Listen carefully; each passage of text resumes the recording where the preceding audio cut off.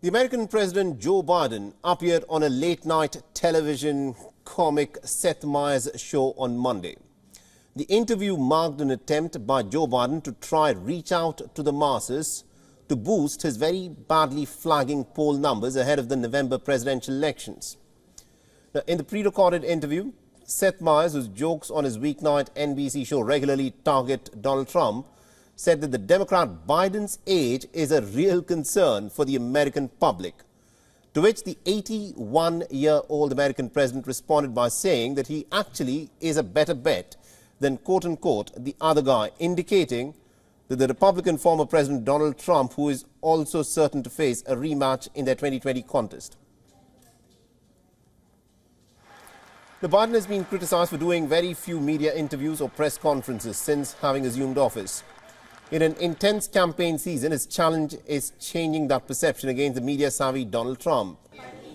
The American president again had ice creams. This is something that Joe Biden seems to love to consume a lot on camera. And this is what he did at the Seth Meyers show as well, at a parlor, and then spoke on a whole host of serious topics while he kept munching on ice cream.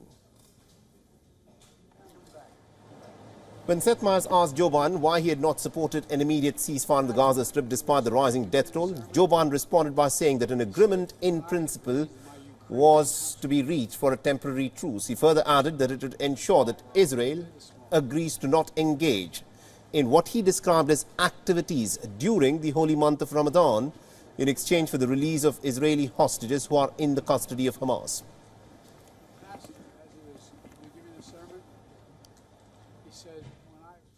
Our correspondent Susan Tehrani, who's been tracking the story very closely for us, has sent us this report from New York. Listen in.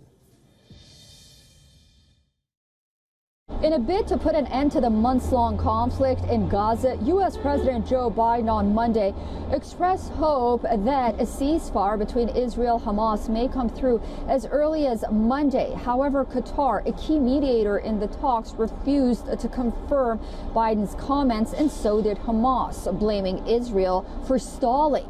The ceasefire would put an end to military operations for 40 days and would include a prisoners exchange. However, the situation remains tense as both sides accuse each other for the delay.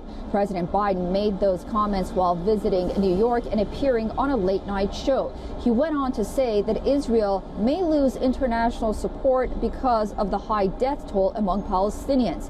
Some believe those comments were directly to Prime Minister Benjamin Netanyahu. But he also made these comments on the eve of the Michigan primary. Many Arab and Muslim Americans in Michigan have vowed to vote uncommitted instead of for President Biden because of his policies towards Israel. Susan Tehrani reporting from New York for WION World is One. WION is now available in your country. Download the app now and get all the news on the move.